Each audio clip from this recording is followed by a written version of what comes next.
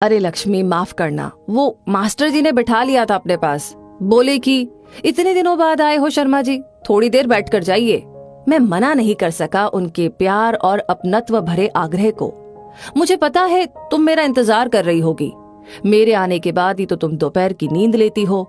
चलो अब थोड़ी देर आराम करो, मैं भी आराम करता हूँ। खाना नहीं खाऊंगा, वर्मा जी ने नाश्ता करा दिया था, उसी से मेरा पेट भर गया था। लक्ष्मी चुपचाप बैठी हुई शर्मा जी की बातें खामोशी से सुन रही थी। शर्मा जी बोले, अरे नाराज हो क्या लक्ष्मी, ज्यादा देर लगा दी इसलिए?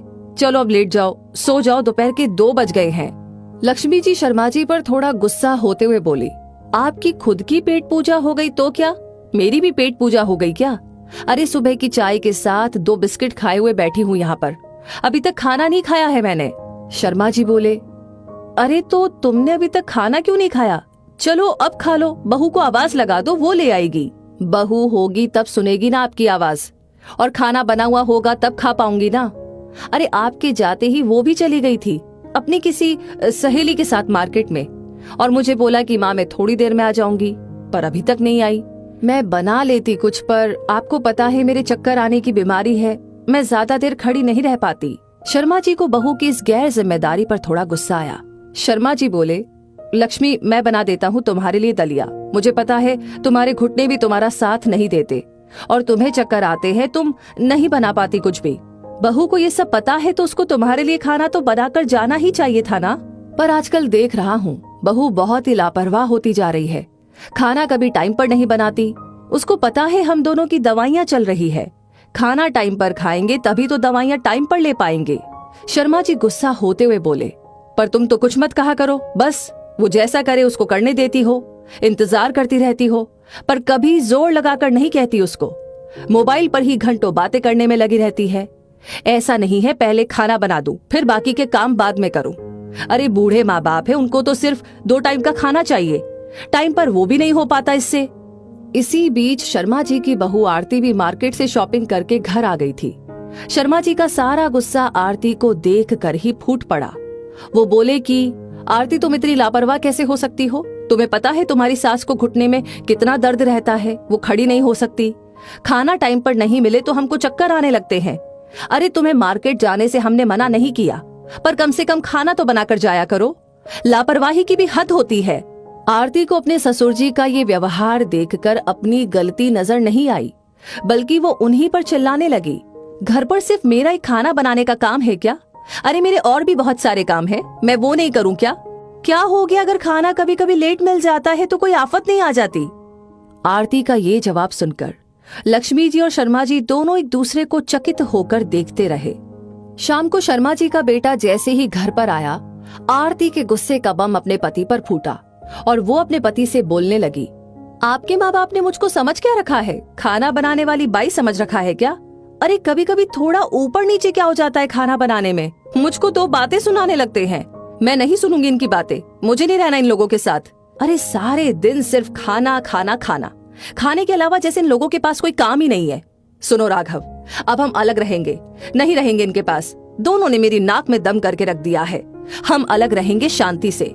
राघव पहले से ऑफिस के किसी काम को लेकर के चिढ़ा हुआ था। उसने आरती से बोला कि चुप करो आरती, अरे मम्मी पापा की दवाइयाँ चल रही है इसलिए उनको खाना टाइम पर ही चाहिए होता है, तो तुम क्या उनके लिए टाइम पर खाना नहीं बना सकती क्या? अलग कहाँ रहोगी बताओ तो जरा। पता है मेरा बिजनेस सही नहीं चल रहा है। अरे माँ बाबूजी का सहारा है, अभी उनका बनाया हुआ घर है, छत मिली हुई है हमको, इतना बड़ा सहारा दे रखा है उन्होंने हमें, फिर भी तुमको उनकी कोई कदर नहीं है। अरे मेरी अभी इतनी हैसियत नहीं है कि मैं बाहर जाकर अपना अलग घर बसा सकूं। आरती गुस्से में बड़बड़ बोले जा रही थी, मुझको कुछ नहीं सुनना, मैंने बोला मुझे अलग रहना है तो अलग रहना है, नहीं रहना तुम्हारे मम्मी पापा के पास मुझे। आरती और राघव की अलग रहने की बहस शर्मा जी और लक्ष्मी जी के कानों में आराम से पहुंच रही थी। शर्मा जी के घर का वातावरण अशांत हो गया था दोनों की बहस से।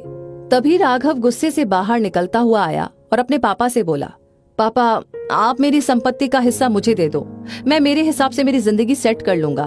तंग आ गया हूँ मैं रोज की इस तरह की बातों से। अरे ऑफिस में वैसे ही किसी काम को लेकर के स्ट्रेस चलता है, इधर घर में आओ तो वही तमाशा, दिमाग खराब कर दिया है इस माहौल ने अब मेरा। शर्मा जी भी गुस्से में आकर राघव से बोले, कौन सी संपत्ति का हिस्सा बरखुरदार? अरे तुमने कमाई थी क्या कभी कोई संपत्ति? अरे तुम जो कमाते हो वो तुम्हारे ऊपर ही नहीं सरता है, तो तुम हमें क्या दोगे? और इस घर का एक एक कोना मेरी मेहनत की कमाई से सज रहा है। छत से लेकर आंगन तक सब में मेरे पसीने की बूंदें लगी हुई है। जिंदगी की पूरी कमाई लगाई है मैंने मेरे इस मकान में और मेरी संपत्ति बनाने में। तुम होते कौन हो मुझसे हिस्सा मांगने वाले? तुम्हें अलग रहना है, बेशक रहो, कोई दिक्कत नहीं है। हम दोनों मियाँ बीवी अपने आप को संभाल लेंगे। अरे 2 टाइम का खाना टाइम पर देने के लिए क्या बोल दिया, इतना बड़ा बवाल कर दिया। आखिर 2 टाइम के खाने को सही टाइम पर खाने का हक नहीं है क्या हमको? तुम्हारा भी तो कुछ उत्तरदायित्व होगा हमारे लिए। अगर कोई उत्तरदायित्व नहीं है तो बेशक तुम अभी से घर से इसी वक्त चले जाओ अपनी बीवी को लेकर। राघव का गुस्सा अपने पापा की तेज आवाज सुनकर एकदम काफूर हो गया था। वो जानता था उसके पापा एकदम कड़क स्वभाव के थे। उनके फैसलों के आगे कोई कुछ बोल भी नहीं पाता था। तभी आरती बीच में बोली, पापा अगर आप हमें प्यार से हमारी संपत्ति का हिस्सा नहीं देंगे तो हम इस बात को कोर्ट में लेकर जाएंगे और हमारी संपत्ति का हिस्सा जरूर लेंगे। शर्मा जी ने भी कड़क शब्दों में कहा, जाओ, मैं तुम्हें इजाजत देता हूँ। ऊंचे से ऊंचे कोर्ट में जाओ और मेरी संपत्ति को हाथ लगाकर तो दिखाओ। एक फूटी कौड़ी नहीं दूंगा तुम लोगों को। मेरी मेहनत की संपत्ति है, मेरी इच्छा, मैं किसी को दूं या नहीं। आरती के सारे दांव पेच खारिज हो रहे थे। वो जानती थी राघव के पास कुछ भी नहीं है अपना कुछ अलग करने के लिए। जोश में आकर के आखिरकार ये बातें बोल तो दी, अब उसका खामियाजा उन दोनों को खुद को ही उठाना पड़ रहा है। शर्मा जी तो अब दोनों को बाहर का रास्ता दिखा रहे थे। दोनों के सिर पर पसीने की बूंदें आ गई।